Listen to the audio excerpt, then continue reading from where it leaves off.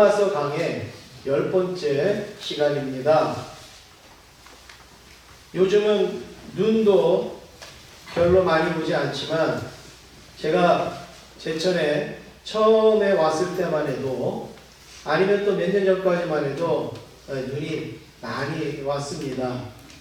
그래서 그 1월 달 되면 태백산을 올라갔습니다.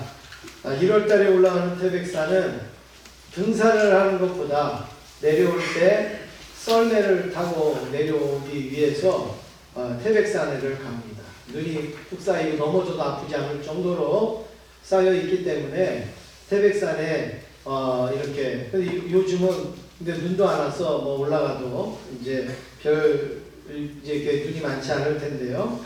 그래서 태백산에 가는데 저보고 저는 이제 여기 온 지 얼마 안 됐으니까 성도님들이 목사님 비료 부대를 가지고 오세요. 그 비료 부대를 가지고 오라는 거예요. 그래서 비료 부대를 다 준비해서 갔습니다.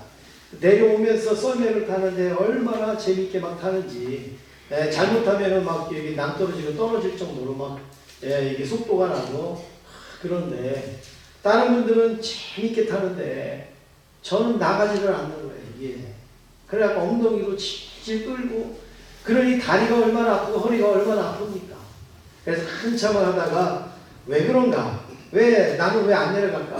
저분들은 저렇게 잘 내려가는데 그리고 봤더니 그분들은 비료 부대를 탔는데 저는 쌀 부대를 갖고 와가지고 비료 부대는 그 비닐이 맨질맨질해가지고 착 내려가는데 저는 그 뭐죠 이렇게 그 쌀 부대 있잖아요 그거. 그걸로 딱 하니까 눈에 푹 묻혀가지고 그게 내려가냔 말이야. 그러니 제가 엉덩이로 끌고 해도 안 내려가죠. 그래서 비료 부대로 바꿔갖고 타니까 얼마나 재밌든지 내려갔다가 또 올라가고 내려갔다가 또 올라가고 그렇게 한 적이 납니다.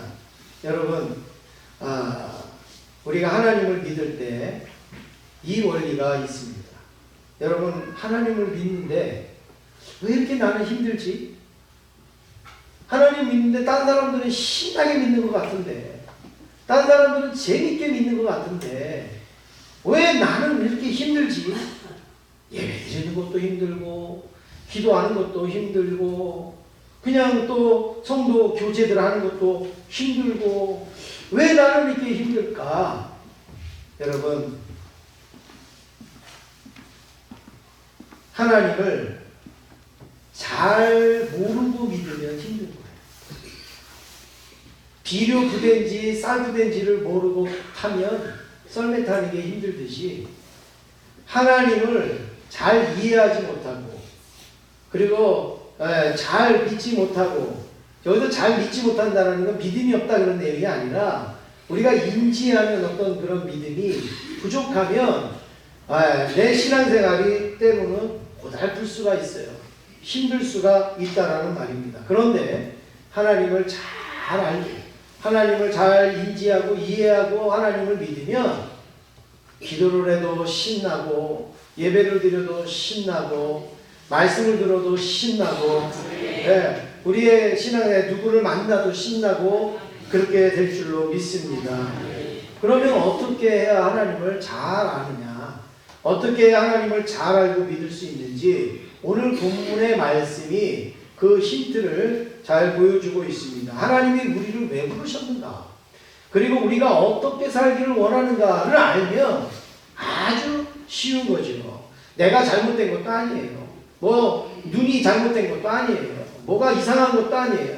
단지 비료 부대냐 쌀 부대냐에 따라 다른 것처럼 하나님이 나를 왜 부르셨고 내가 어떻게 살기를 원하시는지만 알면 우리는 금방 우리의 신앙이 신나고 즐거운 그런 신앙이 될 줄로 믿습니다. 우리 옆에 있는 분하고 인사하겠습니다. 몰라서 힘든 거예요. 인사하겠습니다. 몰라서 힘든 거예요. 첫 번째로 하나님을 사랑한다는 것은 무엇인가? 오늘 28절 말씀에 보면 우리가 너무 잘 아는 말씀이 나옵니다. 같이 읽으시겠습니다. 시작. 우리가 알거니와 하나님을 사랑하는 자 곧 그의 뜻대로 부르심을 입은 자들에게는 모든 것이 합력하여 선을 이루느니라. 아멘. 여기에 보면 뭐라고 시작합니까? 우리가 알거니와. 뭐랍니까? 우리가 뭘 알아? 여기 우리가 알거니와라고 할 때 이 알거니와는 이겁니다. 보지 못하고 경험하지는 못했지만 안다 이거예요. 내가 보지는 못했어요. 내가 경험하지는 못했어요. 그런데 안다 이거예요. 여러분 어머니가 여러분을 낳으실 때 보셨어요? 못 보셨죠. 그렇지만 어머니가 날 낳았다는 것을 압니까 모릅니까? 아는 거예요. 내가 경험 못했어요. 보지도 못했어요. 생각도 하나도 안 나요. 그런데 우리 어머니가 날 낳았다는 건 누구보다도 더 자신 있게 확신 있게 말하지 않습니까? 바로 여기서 알거니와가 그런 내용이라는 말씀입니다. 그냥 우리가 알거니와 이 단어를 어떻게 사용하느냐 하면 이렇게 사용합니다. 아니지만 믿어지지도 않지만 잘 이해도 안 되지만 그냥 그런 줄 알아 이거예요. 그냥 그렇대잖아. 아마 그럴 거야. 그러니까 그냥 그렇게 우리 알아. 그런 내용으로 우리가 이 말씀을 이해할 때가 많다는 거예요. 근데 그게 아니라 우리가 알거니와 이렇게 사도 바울이 얘기할 때는 이거는 우리 어머니가 나를 낳았어 이런 확신을 가지는 것처럼 하나님에 대해서 우리는 분명하게 확신을 가지고 있다. 그리고 믿음을 갖고 있다라는 것을 지금 고백하는 내용이라는 거예요. 우리가 알고 있는 게 뭐냐면 하나님을 사랑하는 자, 곧 그의 뜻대로 부르심을 입은 자들에게는 모든 것이 합력하여 선을 이룬다. 이 확신이 우리가 안다. 이 확신을 우리가 가졌다. 이거죠. 믿습니까? 그래서 바울이 그러면 안다는 게 뭐냐? 확실하게 안다는 게 뭔가? 크게 두 가지를 말씀을 드리면 첫 번째는 우리는 하나님을 사랑해야 되는 존재라는 것을 압니다. 우리는 누구를 사랑해야 되는 존재예요? 하나님을 사랑해야 되는 존재. 다른 것도 사랑할 수 있어요. 자녀도 사랑할 수 있고 내 건강도 사랑할 수 있어요. 그러나 우리는 누구를 사랑해야 되느냐? 하나님을 사랑해야 되는 존재라는 걸 알아야 돼요. 내가 사랑하는 존재를 사랑하지 못하면 병이 나는 거예요. 사랑하는 존재를 사랑하지 못하면 뭔가가 문제가 생기는 거예요. 사랑하는 존재를 사랑할 때에 거기에 역사가 일어나는 것이죠. 부모와 자녀의 특징이 뭘까요? 부모와 자녀의 특징이 뭐예요? 사랑의 관계예요. 사랑의 관계. 죽어도 내 자녀는 내놓지 못해. 죽어도 우리 부모님은 내가 내놓지 못해. 여러분 부모와의 자녀의 관계가 사랑의 관계잖아요. 우리 아버지는 돈이 많아서 내가 좋아하는 거야. 우리 딸은 공부를 잘해서 내가 좋아하는 거예요. 여러분 그거는 부자 간의 관계가 아니에요. 공부를 못해도 제일 예쁘고 돈을 못 벌어도 제일 좋고 몸이 아파도 제일 사랑스럽고 여러분 그게 바로 그 부모와 자녀의 특징 아니겠어요? 그 사랑의 관계? 하나님과 우리 성도와의 관계는 뭡니까? 오늘 말씀에 부르심을 입은 자들의 관계는 뭡니까? 바로 그거 역시 사랑의 관계라는 거예요. 하나님이 우리를 사랑해 주셨잖아요. 그러면 우리도 하나님을 사랑하는 거예요. 뭐가 있어서 사랑하는 게 아니에요. 뭐가 되어지니까 사랑하는 게 아니라 부모와 자녀가 그냥 사랑하는 거예요. 너는 예쁘니까 내가 사랑한다. 너는 못생겼으니까 내가 사랑하지 않는다. 그렇지 않잖아요. 하나님은 우리가 뭐가 잘났기 때문에 사랑하고 우리가 뭘 대단하니까 사랑하시는 분이 아니잖아요. 그냥 하나님은 그냥 우리를 사랑하시는 거예요. 우리는 하나님을 왜 사랑합니까? 우리를 구원해 주시고 뭘 먹을 걸 주시고 뭘 해주셔서가 아니라 그냥 하나님은 우리가 그냥 사랑하는 대상이란 말이에요. 그래서 우리는 하나님을 사랑하는 존재라는 것을 안다 이거예요. 야, 너도 알고 나도 알잖아. 우리는 하나님을 사랑해야 되는 존재야. 이거를 바울이 말하고 있는 거예요. 하나님을 사랑한다는 게 뭡니까? 하나님 사랑해요. 하나님 사랑해요. 하나님 사랑해요. 이것도 사랑하는 거지만 하나님과 인격적인 교제를 사모하는 게 하나님을 사랑하는 거예요. 하나님의 능력을 신뢰하는 것도 하나님을 사랑하는 거예요. 하나님이 주시는 평안을 소유하는 것, 이것도 하나님을 사랑하는 거예요. 하나님의 뜻에 아주 우리가 민감하게 반응하는 것도 하나님을 사랑하는 거예요. 하나님이 사랑하시는 것을 나도 사랑하는 게 하나님을 사랑하는 거예요. 사랑하는 사람이 사랑하는데 내가 싫어한다? 여러분 그게 사랑이겠어요? 아니잖아요. 사랑하는 사람이 사랑하면요 나도 사랑하게 되는 거예요. 반대로 사랑하는 사람이 미워하면 나도 미워하는 거예요. 예수님이 언제 오시는가? 예수님의 재림이 막 고대가 돼요. 그게 사랑하는 거예요. 하나님의 뜻에 내가 알았습니다. 순종하겠습니다. 그게 바로 하나님을 사랑하는 모습 아니겠습니까?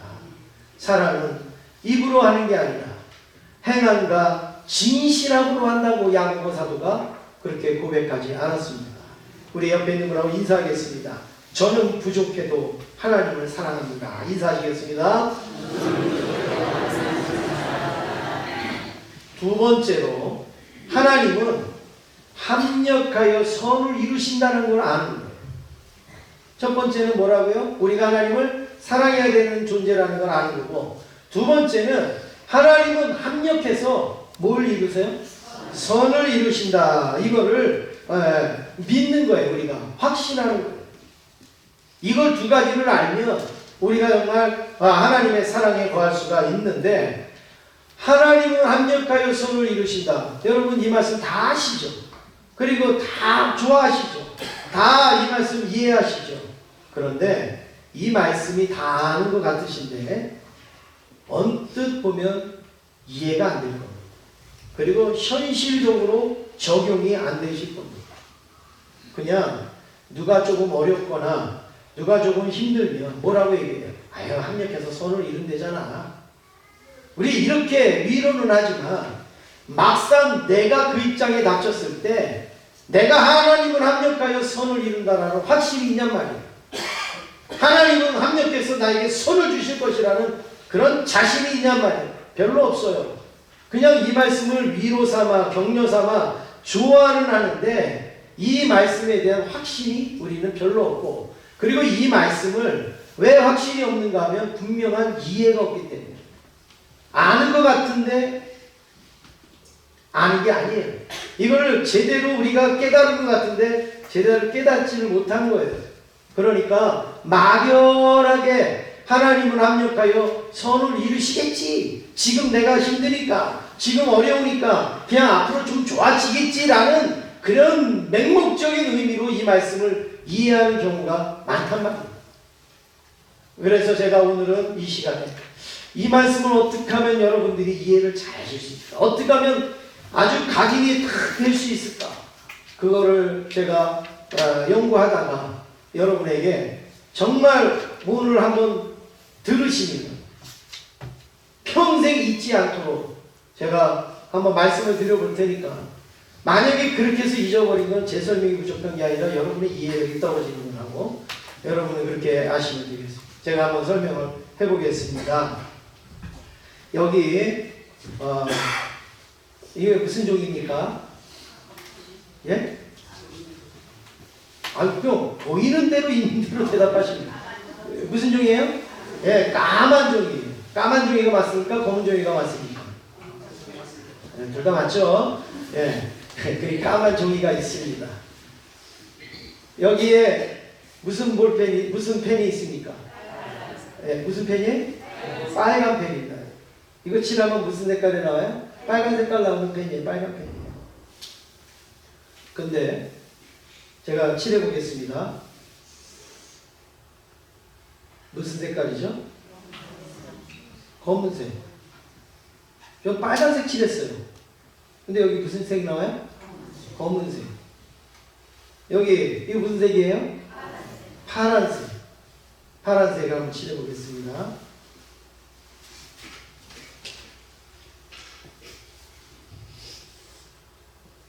무슨 색깔입니까? 검은색. 파란색 칠했는데? 여기 무슨 색깔입니까? 예? 아, 이럴 때 그냥 노란색 이래야지요. 뭘 그걸 또 구체적으로 뭐 형광색 뭐 이런 거. 예.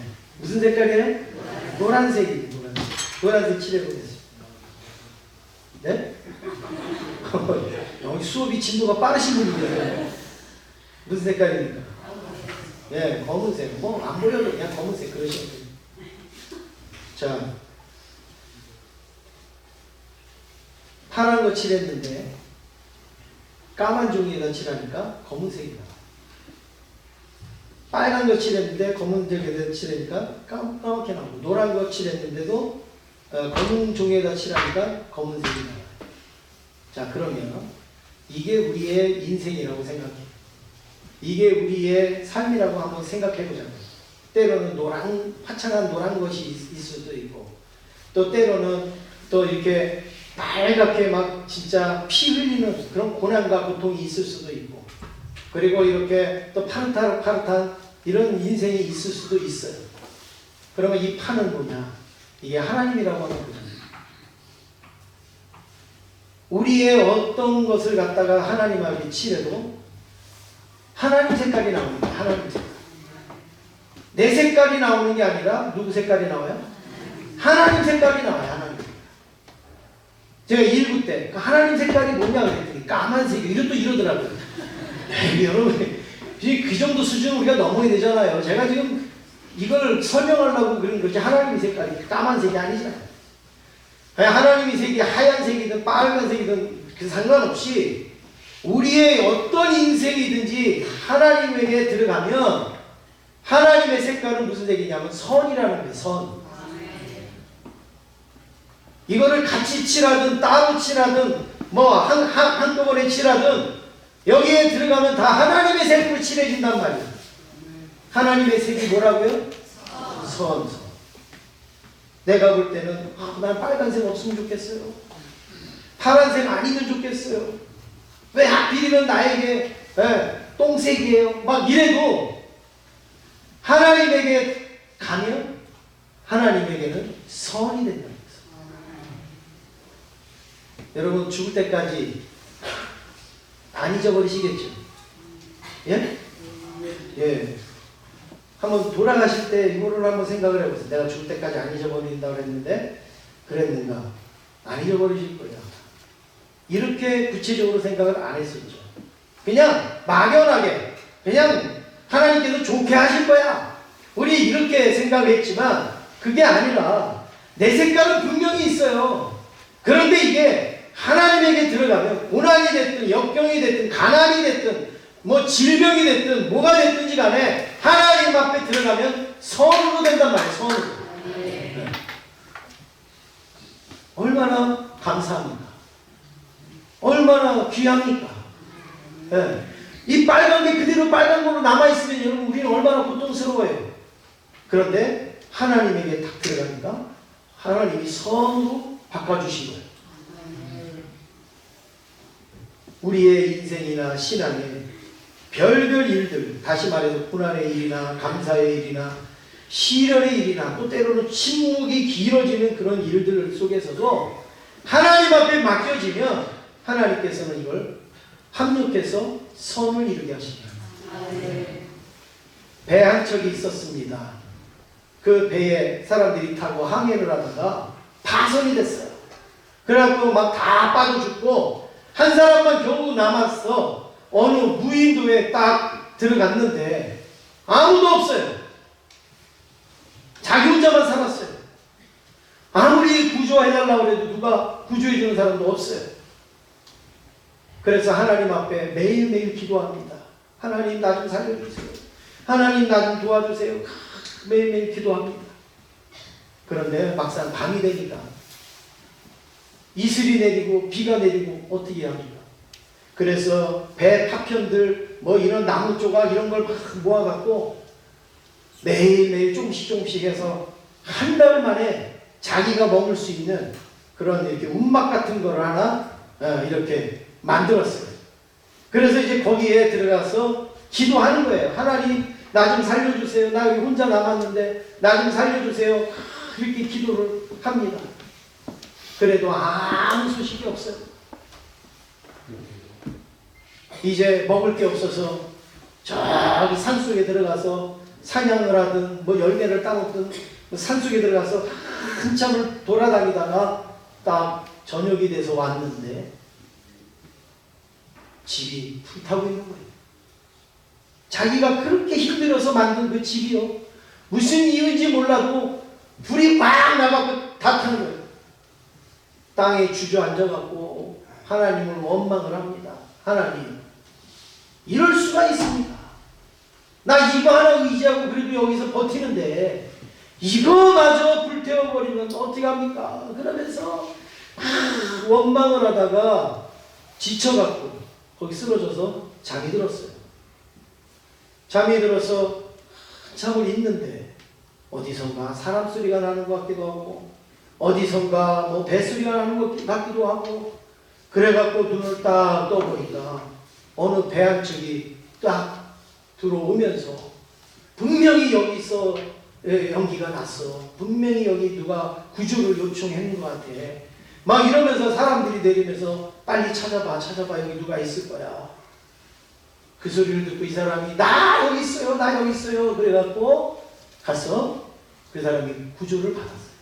근데 구조를 받고 가만히 생각해 보니까 아니 자기가 여태까지 몇 달 동안 살려달라고 하고 구조를 요청해도 누구 하나 자기를 살려주지 않았는데 아니 어떻게 이렇게 나를 알고 왔느냐 그랬더니 자기들이 그렇게 있는데 그 여기에서 연기가 확 올라오는 걸 보니까 분명히 누군가가 구조 요청을 하는 거다.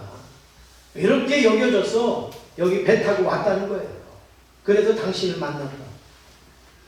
여러분, 오두막이 불탔을 때, 움막이 불탔을 때 이 사람은 뭐 했어요? 낙심했어요.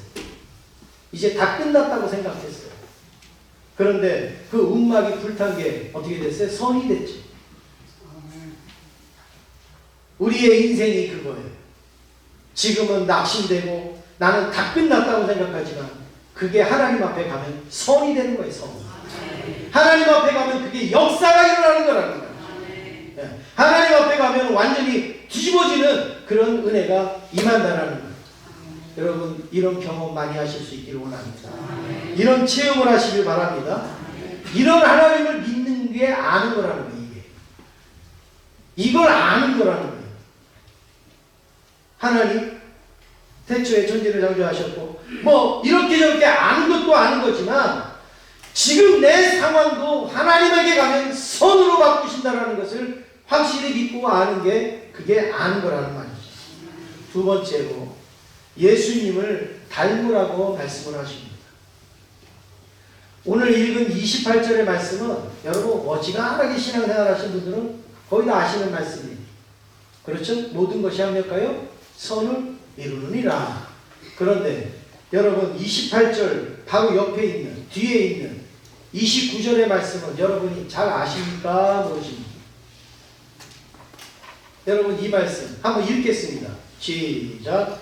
하나님이 미리 하신 자들을 또한 그 아들의 형상을 본받게 하기 때문에 미리 정하셨으니 이는 그로 많은 형제 중에서 맏아들이 되게 하려 하심이니라.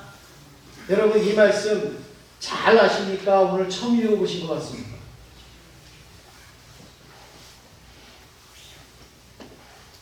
어때요? 아까 28절 말씀처럼 잘 아십니까? 잘 모르실 거예요. 낯설을 거예요. 아니 한참 떨어져 있는 것도 아니고 바로 뒤에 있는 말씀인데 왜 우리가 이 말씀은 생소할까요? 우리도 모르게 사람은 내가 보고 싶은 거는 보고 보기 싫은 거는 안 보는 습성이 사람에게 있어요. 내가 사랑하고 좋아하는 거는 보고 내가 그렇지 아니한 것은 안 보는 습성이 사람에게 있어요. 하나님의 말씀도 나에게 유익이 되어지고 나에게 많이 도움이 될 것 같은 말씀은 우리가 눈에 잘 들어와요. 그런데 내가 부담스럽고 내가 좀 책임감이 있고 이런 말씀은 잘 안 들어오는 거예요. 제가 전도사 때 정말 제가 성경책을 아끼고 사랑하던 성경책이 다 아끼고 사랑하지만 제가 갖고 있던 성경책을 너무나도 사랑했어요. 그래서 공부하면서 막 빨간 줄로 치기도 하고 형광펜으로 칠하기도 하고 뭐 거기다가 막 메모도 하고 막 이렇게 해서 성경책만 쫙 이렇게 넘겨도요. 이 말씀이 머리에 막 이렇게 들어올 정도로 그냥 쭉 이렇게 넘기기만 해요. 그래서 어느 말씀 그러면은 이게 성경 왼쪽 위쪽에 어떤 말씀이냐 오른쪽 아래쪽의 말씀이냐 뭐 이 정도까지 제가 그렇게 이제 알고 있었는데 그 성경책을요 아이들 학생들 수련회 가다가 지하철에서 놓고 그걸 애들 챙기다가 잊어버린 거예요. 가방을. 그래서 그걸 찾으려고 뭐 완전히 그 수화물 막 이런 데 다 뒤져도 못 찾았어요. 그래서 그걸 잊어버리니까 얼마나 아쉬워요. 거기에 제가 공부했던 거, 제가 뭐 메모했던 거, 뭐 했던 거 뭐 다 들었잖아요. 근데 그거 그냥 잊어버려요. 성경책 또 사면 되지만 그 안에 있는 자료가 얼마나 귀합니까? 너무 안타까워요. 그런데 그때 제가 무슨 깨달음이 왔냐면 내가 실수를 했다. 무슨 실수예요? 하나님의 말씀은 내가 밑줄 친 거든 밑줄 안 친 거든 다 중요한 말씀인데 저도 모르게 밑줄 친 말씀이 저에게 중요한 말씀이 된 거예요. 동그라미 친 말씀이 중요한 말씀이 된 거예요. 그 말씀만 눈에 들어오지 그 옆에 있는 말씀들은 눈에 안 들어와요. 여러분 밑줄 치고 동그라미 치고 해보시는 건 알겠지만 밑줄 치고 동그라미 치는 건 내 눈에 훨씬 잘 들어와요. 그런데 안 친 거는요 안 들어와요. 사람은 자꾸 본 거는 보게 되고 좋은 거는 보게 되고 내가 싫어한 거 안 본 거는 안 보게 되는 그런 습성이 있기 때문에 그런 거예요. 그래서 제가 성경책을 다시 사면서 그때 결심한 게 있어요. 나는 성경책에다가 볼펜 한 글자 하나 안 되겠다. 밑줄 하나 난 치지 않겠다. 왜냐하면 하나님의 말씀을 내가 선별하지 않고 하나님의 말씀을 어떤 내가 가리지 않고 있는 말씀 그대로 내가 다 받을 준비를 하는 마음으로 볼펜 하나도 안 돼. 그래서 지금도 제 성경책 보면 아무것도 안 치겠어요. 그랬더니 어떤 분이요 제 성경책 보더니 목사님 성경도 안 읽네 이래요. 여러분 성경을 눈으로 읽지 뭐 볼펜으로 읽습니까? 그런 좀 이상한 말 좀 우리 하지 마세요. 여러분 성경 이거 밑줄 치고 이러는 거 잘못됐다는 게 아니에요. 뭐 하시고 뭐 저는 그렇다. 하나님의 말씀이 제가 볼펜 치는 것 때문에 하나님의 말씀이 이렇게 가려질까봐 저는 그렇게 한다는 거예요. 그래서 늘 이 말씀을 보면 제가 안 접했던 말씀, 제가 잘 몰랐던 것도 어느 날 눈에 들어올 때가 있는데 이거를 막 칠해놓으면요. 칠해놓은 것만 눈에 들어와요. 칠해놓은 것만. 그래서 혹시 이거 하시는 분은요. 그렇지 아니한 말씀도 여러분도 잘 유심히 보실 수 있기를 원합니다. 그런데 제가 왜 이 말씀을 드리냐.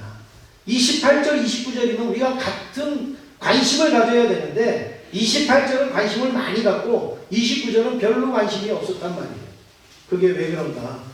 아주 간단하게 말씀드리면 29절에는 어떤 말씀이 있느냐면 그 아들의 형상을 본받게 하기 위하여 이런 단어가 있어요.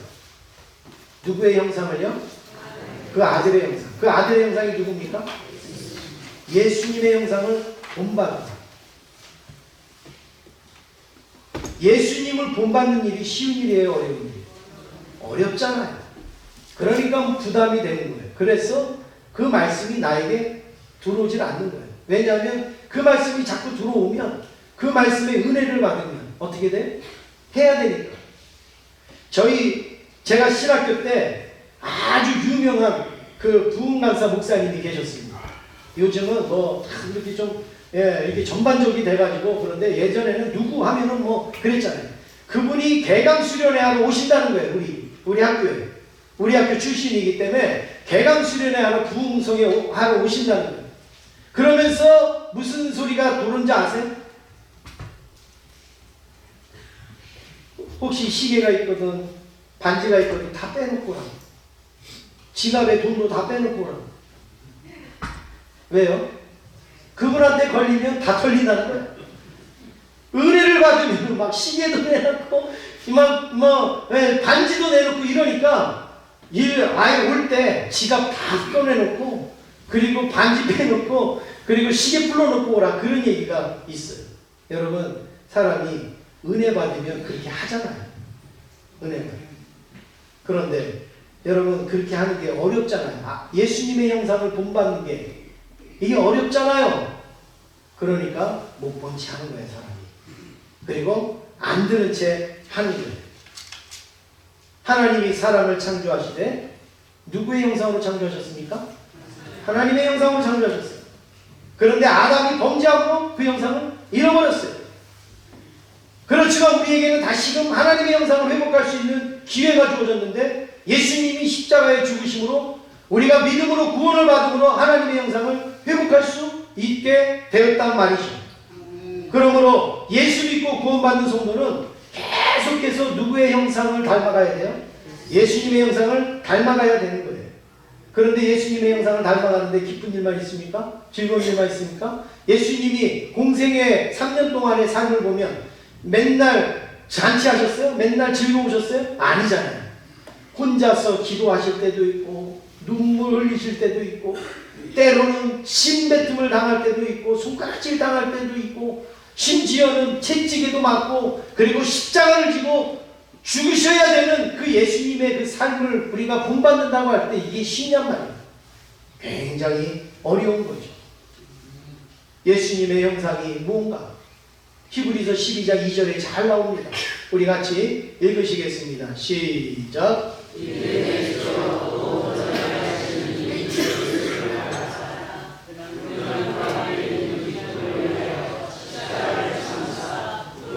개의치 아니하시더니 하나님 보좌 우편에 앉으셨느니라. 우리가 누구를 바라보자고요? 예수님을 바라보자 그랬어요. 근데 어떤 예수님을 바라보느냐? 예수님을 바라보면 신나고 재밌는 예수님이 아니에요. 그 뒤에 말씀해 보니까 십자가를 참으신 예수님, 부끄러움을 개의치 아니하신 예수님. 그러니까 우리가 예수님을 바라본다고 할 때는 십자가를 지는 예수님을 보는 거예요. 그리고 부끄러움도 개의치 아니하신 예수님을 바라보면서 우리도 그 예수님을 따라가는 것이 바로 예수님을 바라보는 거 아니겠습니까? 예수님이 이 땅에서 어떻게 사셨습니까? 제자들보다도 더 제자처럼, 종보다도 더 종처럼 섬기면서 겸손하게 사시지 않았습니까? 그러면 우리가 예수님의 형상을 본받으려면 우리는 예수님보다도 더 종처럼 예수님보다도 더 겸손하게 살아야 되는데 누가 그러고 싶냔 말이에요. 그러니까 이 말씀은 안 본 걸로, 이 말씀은 모르는 걸로 그렇게 여기고 합력하여 선을 이루는 하나님, 이 하나님만을 우리가 붙들고 나갈 때가 많이 있었다는 말씀입니다. 그러나 우리에게는 예수님의 형상을 담기 위한 노력과 고백이 있어야 될 줄로 믿습니다. 하나님, 내가 예수님 닮기를 원합니다. 내가 예수님의 형상을 소유하기를 원합니다. 그래서 계속 우리는 무슨 그런 고백이 있어야 되는가 하면 예수님처럼 바울처럼 그렇게 살 순 없을까? 남을 위하여 당신들의 온몸을 온전히 버리셨던 것처럼 주의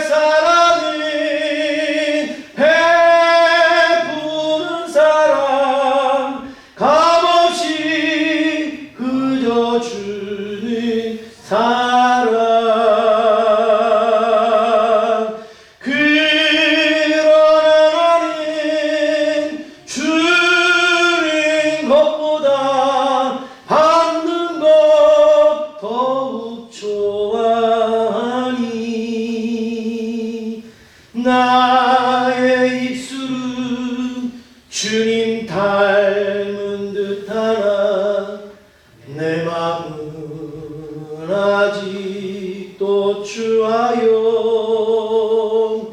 받은 사랑만 계수하고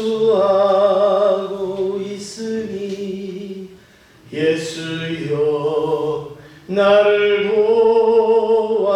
도와주소서. 예수여 나를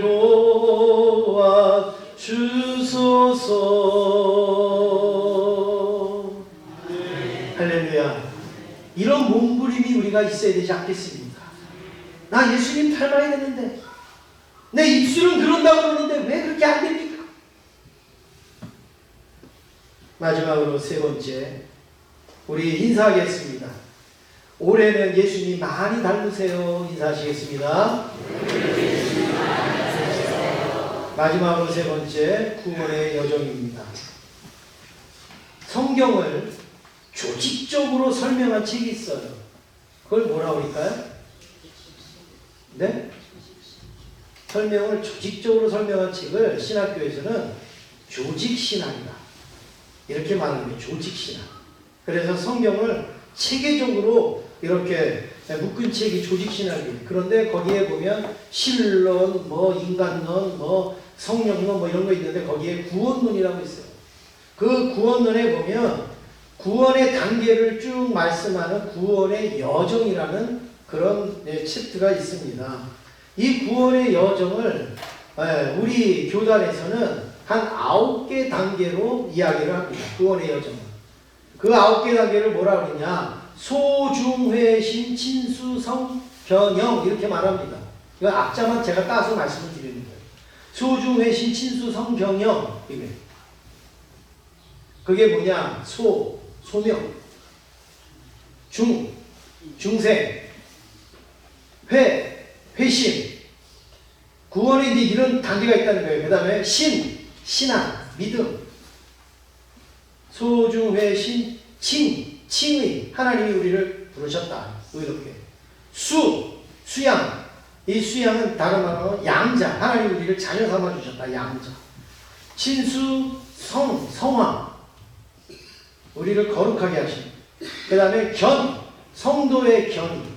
우리가 하나님 믿기 싫어도 우리 하나님의 자녀가 됐으면 우리 차 잘못 주차하면 어떻게 견인해 가죠. 마찬가지로 하나님이 우리를 천국까지 견인해 간다 이거예요. 그래서 성도의 견인. 그 다음에 마지막이 영화. 이게 구원의 단계예요.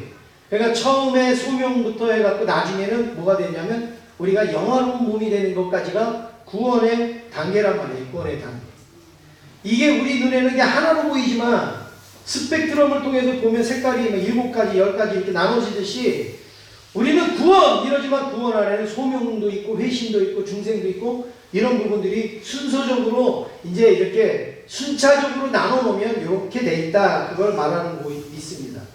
이 9가지의 절반 정도가 어디에 나오느냐면 오늘 30절에 나오는 거예요. 제가 이걸 말씀을 드리는 거예요. 오늘 30절에 이 9가지 중에 절반 정도가 나오고 있습니다. 30절을 같이 읽겠습니다. 30절입니다. 시작. 또 미리 정하신 그들을 또한 부르시고 부르신 그들을 또한 의롭다 하시고 의롭다 하신 그들을 또한 영화롭게 하셨느니라. 네, 여기에 보면 미리 정하신 거 이거 예정. 미리 정하셨다. 예정. 그 다음에 우리를 부르셨다. 이게 뭐예요? 소명. 우리를 의롭게 하셨다. 이게 뭐예요? 칭의. 그리고 하나님이 우리를 영화롭게 하셨다. 영화. 여기에 뭐 회심, 뭐 신앙 이런 거는 몇 개 빠졌지만 한 구절에 이렇게 구원의 여정을 많이 담은 구절이 없어요. 지금 여기 한 절반 정도가 이렇게 말씀이 나오지 않습니까? 여러분, 이 구원의 여정을 가만히 한번 보세요. 우리를 부르신 거, 예정하신 거, 칭의, 성화, 영화, 성도의 견인. 우리가 하는 게 있어요, 없어요? 하나도 없어요. 전부 누가 하시는 거예요? 하나님이 하시고. 처음에 예정하시는 것부터 하나님, 우리를 부르시는 것부터 하나님, 또 우리를 의롭게 하시는 것도 하나님, 우리를 거룩하게 하시는 것도 하나님, 마지막에 영화롭게 하시는 것도 누가 하세요? 하나님이 다 하시는 거예요. 그래서 우리가 구원의 여정을 쭉 따라가면 맨 마지막에 우리가 할 수 있는 고백이 뭘까요? 감사뿐이 없어요. 다 하나님이 하셨으니까 감사죠. 다 하나님이 하셨으니까 감사해요. 네. 목사가 제가 뭐 해갖고 목사 됐겠어요? 우리 장로님들이 뭐 해서 장로님 됐겠어요? 하나님이 다 여기까지 이끄셨고, 하나님이 여러분의 그 지금 자리까지 이끄셨고, 앞으로도 더 영화로운 문까지 이끌어 주시는 것이 하나님 아닙니까? 그러니까 우리가 마지막까지 쫓아가고 고백할 수 있는 건 뭐냐면 감사밖에 없다는 게 감사. 추수감사절이니까 감사한 게 아니라 늘 우리가 하나님을 알아가면 알아갈수록, 하나님을 경험하면 경험할수록 우리는 감사밖에 없다는 거죠. 어느 북경에 문둥병 환자가 있었다고 합니다.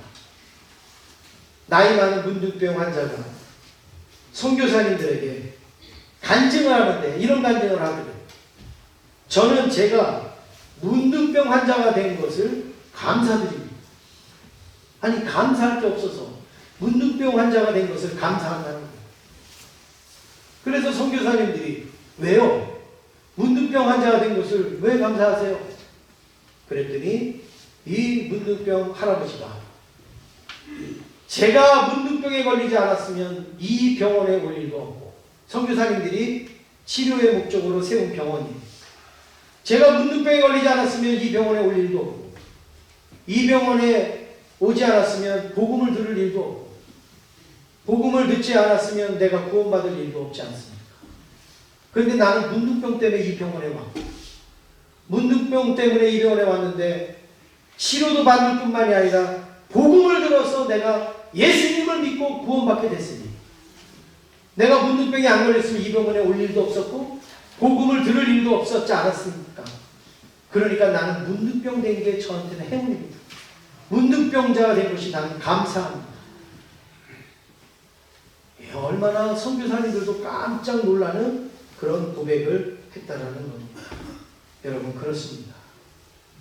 오늘 우리는 마지막까지 하나님의 구원의 여정을 쫓아가면 우리가 할 수 있는 고백은 이거 필요합니다, 저거 필요합니다, 이게 부족합니다가 아니라 감사뿐이 없는 거예요. 옆에 있는 분하고 인사하겠습니다. 우리 감사만 하면 됩니다. 인사하겠습니다. 사랑하는 성도 여러분, 우리가 하나님께서 예정에서 영화까지 구원의 파노라마의 그 모습에서 보면 우리는 낙심하거나 좌절할 게 없어요. 왜냐하면 하나님께 가면 다 선이고, 하나님께서 우리를 구원에 이르기 위하여서 지금도 인도하여 주십니다. 우리는 오직 감사만 할 뿐입니다. 우리에게 찾아오는 모든 도전과 고통은 하나님의 은혜에 의해서 구원의 작품으로 바뀔 것을 믿습니다. 주님이 재림하실 때에 우리는 그 완성된 작품을 보게 될 줄로 믿습니다. 하나님께서는 우리를 선택하셔서 모든 것이 합력하여 선을 이룬다, 다 나에게 맡겨라, 다 나에게 와라 말씀을 하실 때 우리가 주님 앞에 모든 걸 맡기면서 우리는 주님의 형상 담는 저와 여러분 되기를 간절히 소원합니다. 기도하겠습니다.